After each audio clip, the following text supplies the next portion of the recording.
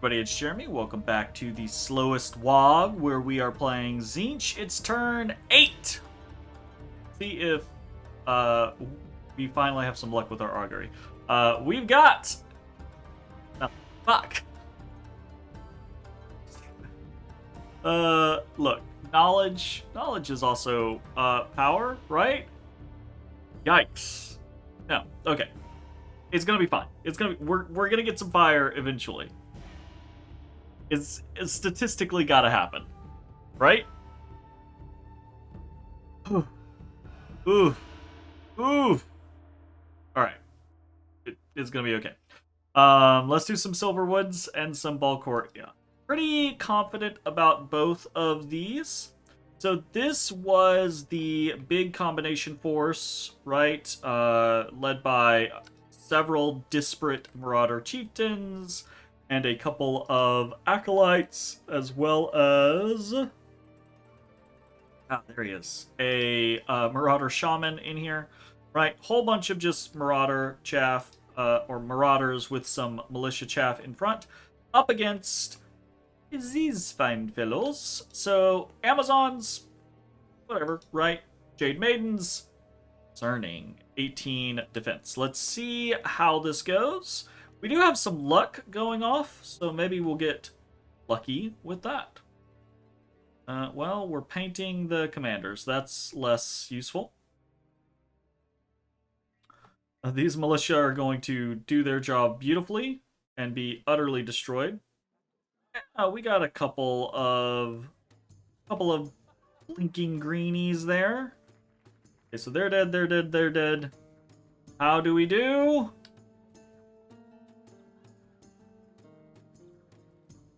Seems to be going okay.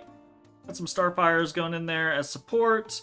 Ooh, this section is gonna get smashed by these. Oh, actually, we got a lucky guy in there just staying alive. Ha, ha, ha, ha, staying alive.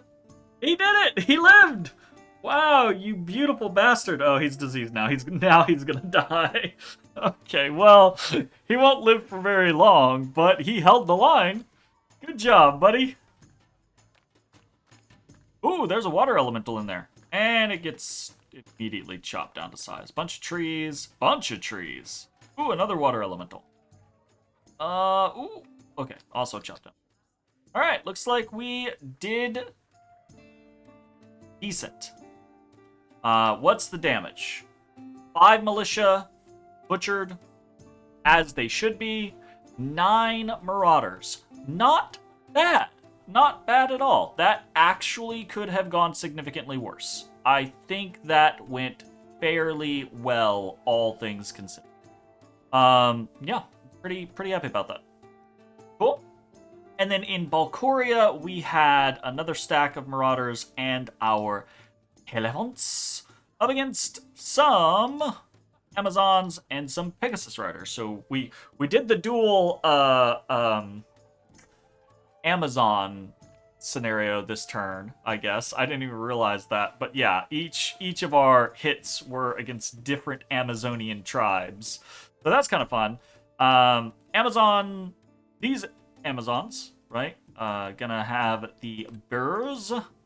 It's also having the boat. But sometimes they fly, sometimes they don't. So we'll see how it goes. We have our elephants on hold and attack in the back, just in case. They did fly. Okay, if they land right here, this is going to be bad. They landed all around our Marauders. Could be better, could be worse. They get stomped. Okay. Probably going to lose, ooh, some air elementals. Probably going to lose a lot of Marauders here. Looks like the elephants did okay. If we lost any of them. Are you bleeding? Are you bleeding? Fine. No elephants lost. And actually, not very many Marauders lost, truth be told. 2 Forsaken, that's unfortunate. We would love to keep as many of these guys around as we can. They do have decently high they have high protection than the base Marauders do. They hit a little harder with their trident, and they have that extra magic claw, which can come in quite handy. So would love to keep more of those around when possible. Lost 2 regular Marauders, lost our remaining Marauder Berserker, and lost a Marauder Hunter. But overall, that was pretty good. So victories on both of those accounts ended up going fairly well. We are down to 27 secrets needed. So slowly plinking away at our first gate, and another unexpected event in Tzeentch. I don't know why. I'm getting sweaty palmed. Because, we've got luck. Surely the luck is gonna work out for us, right? That's the whole point of having luck. Don't be bad. Just don't be bad. It's 7 water gems. That's pretty decent. Okay, sure. What are we gonna do with water gems early on? So, natively, we're only gonna get water 1 casters for almost forever. Honestly. So, yeah, water's probably not gonna be that great for us. But, it's stuff we can trade, stuff we can potentially alchemize, and we'll find a use for. Barrock City Guard has left us and now retired from mercenary business. After there being 1 militia remaining and Barrock himself, the captain, remaining, I say they have earned their retirement. Okay, what are we doing this turn? So, things went well in Balkoria and in Silverwood. We have consolidated the forces in Silverwood into a single entity, though we are going to send a secondary chieftain for leadership purposes, and we're going to charge into Brightwoods. Now, this is 50 some odd Marauders against 90 some odd Bear Tribe warriors. I like those odds, honestly. I think that's perfectly fine. Bear Tribe comes with a mixture of javelins and big axes, but they're super squishy. I honestly think so. Deer Tribe obviously being the weakest. I think Bear Tribe probably next on that list, right? Maybe Jaguar Tribe. Jaguar Tribe are pretty crappy. Bear Tribe, the javelins, if they're in enough number, can cause issues for the wrong targets. And those axes can hit hard, but they're not especially skilled with they don't have high attack, right? So, generally, I think Bear Tribe, pretty easy. 20 Marauders, probably no. But 50 Marauders against that, I feel pretty confident. The question is whether or not we're going to bump or not. I feel relatively confident that we're not going to bump against Athel Loren.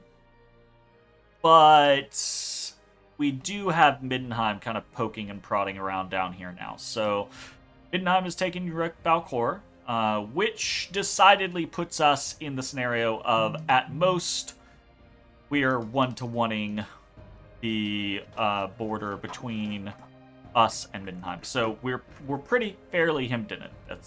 We'll have 2 on the border of Nagaron. We'll have 1 plus some caves in the border with Karaz-a-Karak.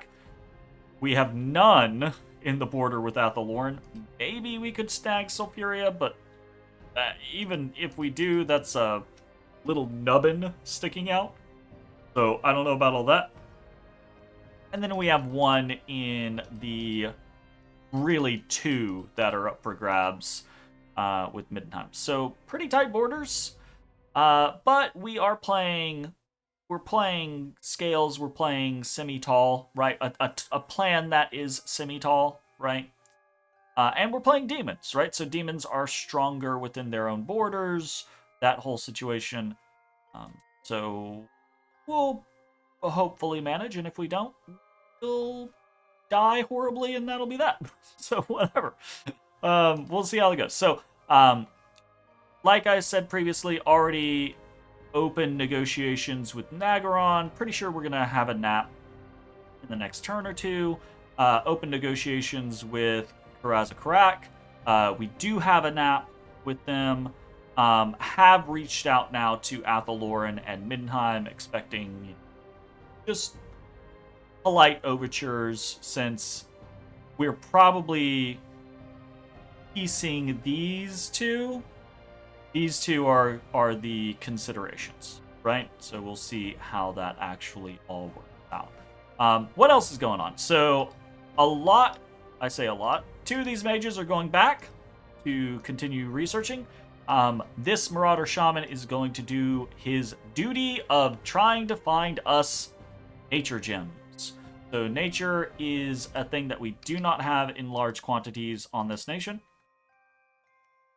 Basically nothing on our bigger mages, nothing on our acolytes, which are kind of like our workhorses, only on our Marauder Shamans, and only 1. So not a lot going on here. So we're looking for nature gems to potentially break into nature and see what we see. We would have preferred that this be nature death, because death is actually something that we could make use of if we lucky with it, but we're going to site search nonetheless, sending some other people around, back over to Traveler's Rest, back to the capital to ferry troops, etc., etc. We are building a temple in Traveler's Rest. This is risky. We do have some troops here. We do not have a lot of defense here. We will probably be putting more defense in next turn. But there is misfortune here, and this could immediately be bad, right? So this is a little bit of a risk, but I really want to try to get our Dominion pushing sooner rather than later.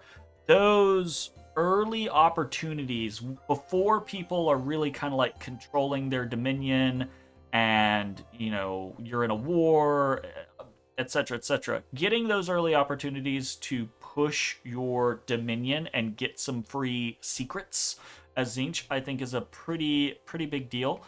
Getting closer to that first gate unlocking, which will get you a small number, mind you, of free spawn, but free spawn nonetheless, right? In your capital means, you know, maybe you have in a turn 30 war, maybe you have 10 or 20 more demons, you know, blue horrors than you otherwise would. And it can actually be even better than that, depending on the situation. So if we get nice juicy gold events or things like that, and people are rebuffing our Dominion, and we have like a nice spot where we own something but our Dominion is not there, we can do some shenanigans where we're sacrificing gold for secrets, basically. And we can see how that goes. Eventually, you do get... so it goes from blue horrors to basically, I think, more blue horrors into blue horrors and pink horrors, into more blue horrors and pink horrors, into blue horrors, pink horrors, and screamers. So it's a slow burn, but eventually you do start getting valuable units. I don't know if screamers are like the most valuable, but they're pretty cool. Can be very useful if you're doing like storm shenanigans or things like that, which very well may be doing. So, dropping a temple in Traveler's Rest. We are moving the Balkoria bunch over to the Endless Plain, which I don't expect to be much of an issue there. Not really even changing too terribly much, just moving our people forward a little bit. Hold an attack, timing things, basically. Should be pretty easy. Don't feel like we have a critical mass to safely do Baron D'Acor. We've got 4 here and 3 here, so I don't think 7 Marauders are going to take on 20-ish militia light archers or light infantries and archers. They honestly maybe could, truth be told, but we're doing another round of recruitment, and I think after that, that'll probably be enough to safely take on the core. After we hit Endless Plain, we're probably going to march back into Balkoria, since we basically already established that from Ulm down is Karaz-a-Karak's land, from Dreher Caves up and over is mine, although, of course, we expect Nagaron to want at least 1 or 2 of those. How that all works. So we're recruiting in Force of the Lost, recruiting in Ard. We're getting a scout in Balkoria. And I think that's mostly it for out and about stuff. And then in our capital, we are recruiting an Acolyte, and the Chaos Warrior spam begins. Now, I have a multitude of plans depending on who we are going up against, kind of some various shenanigans, things we can do with Chaos Warhounds, things we can do with the Marauder Horse Archers, obviously things that we can do with Chaos Trolls. There are just basic good units on this roster, like the Chaos Knight. Obviously, our Sacreds, even though we don't have a particularly strong Bless, they're still good Sacreds. They, like, the Chosen Warriors are quite proficient, quite thick boys in melee, and they actually shoot in melee as well. They'll spam this cast fire as well, so they get a bit more going on than it looks like they do. And the Chaos Knights are, crazy. They've got that fire sword, they've got that fire lance, very neat stuff. But regardless of what strategy we end up going for whoever we are going up against, we're gonna want a decent sized squad of Chaos Warriors, so that's what I'm investing in right now, right? Get a fair contingent of Chaos Warriors going. It takes 45 experience, so it's not like they're gonna get there quickly just standing around, but every little bit of experience does count when you're going for those promotions. So might as well get them early, and then if we decide, hey, the strategy that we're going for, we need more Warhounds, or we need more Marauder Horse Archers, or whatever, we can switch gears at that point, and still benefit from the strong core of Chaos Warrior. So that's the bet there. And I don't think we've got really much else going on. Another Augury fires off. Research is a little slower right now because of the missing mages, but we'll have that back next turn, as well as the additional mages going in. So we won't hit any research next turn, but we will the turn after that. And our research will continue to grow fairly rapidly. It's turn 8. We've got 1, 2, 3, 4, 5, 6, 7, 8, 9. We should have 10, 11. And this is technically 12 because as soon as Nagaron takes Walnut Woods, we are owed Folia, right? So, not great by any stretch of the imaginations, but we're not doing horrible. We didn't have a bunch of janky failed expansion. It was all relatively overly safe expansion, really, truth be told. But I don't hate the position that it puts us in. We've got a nice core. We've got some decent provinces that I think would make good fortifications for us. We've got the potential for some magic sites. Is it going? It was actually going to Forest of the Lost, so fucking Augury. And yeah, I think what we'll be able to do with some early magic is going to be pretty decent. We've got some options, obviously, as we go down the evocation scenario. I've talked about, just getting Lightning Bolt and Fireball are pretty evocations very early on. But we do get some other things here or there across the board, both in Thaumaturgy. We're probably going to run up Conjuration after Evocation, and we'll have access to getting some things like some Flamers, Pink Horrors, those types of things, if we need to kind of like chaff things up. But that'll also get us some other scenarios that we can utilize. And then probably a fair amount of enchantment, but maybe just more evocation. It kind of depends on what our early game plan. If someone aggresses against us, then that's really going to kind of shake things up. But I've got a couple of ideas that I think would be decent, but they require fortifications and money, which I think we will have plenty of. I think we're probably going to drop a fort in Traveler's Rest. Even though we'll only have 2 adjacencies, it's got pretty good resources and great recruitment points already. So I think we're probably going to go for there. We might go for Sirmiok.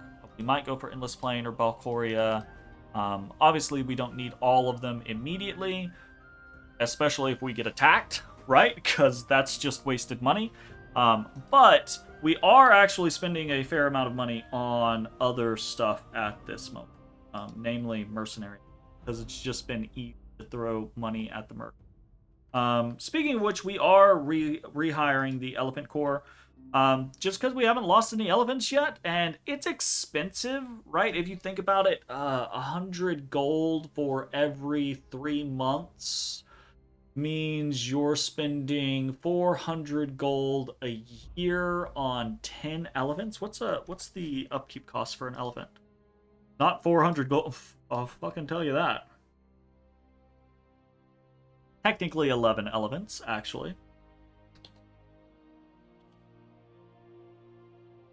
Oh, kind of depends on what you get. Is this the base one? That's the Arcus-a-Vale one.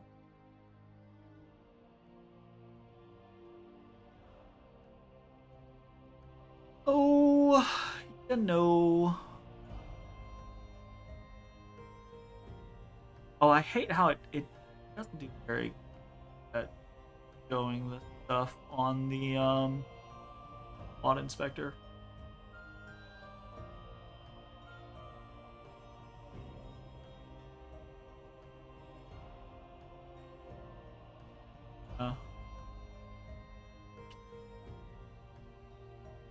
Those are actually pretty cheap. Huh. Alright, well, that's more work than I'm willing to dive in to try to figure out. Anyways, obviously it's overpriced for us to do that. However, we have the spare gold, and 100 gold. The thing is that each time 100 gold, what is that? Like 3 Chaos Warriors, right? It's that concept of they're a pretty useful hammer that I don't mind paying for, and they're actually accruing experience pretty rapidly, so they're kind of becoming better. If we start losing some, then I'll probably stop paying for it, but we'll see.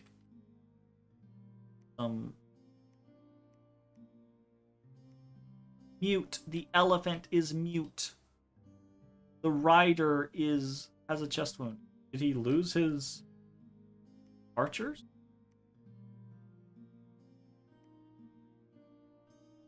Did he lose his archers because he has a chest wound? That's Oh, this guy has also lost his archers and does not have a chest wound. Did the archers die? Question mark? Interesting. I don't know how that works. Anyways, I'm just faffing about at this point. Pretty simple turn. Bright Woods, Endless Plain. Making some plans. Probably gonna drop some temples. Probably gonna drop a fortification in the very near future. And thinking about Middenheim and Athel Loren. We'll see how that goes. Thanks for watching. We'll see you next time. Bye-bye, everybody. Hey, everybody. Thanks for watching. If you enjoyed the video, consider leaving a like, commenting, or subscribing. It really helps me out. If you'd like to see me live, head over to my Twitch at twitch.tv/thedistanthorizon.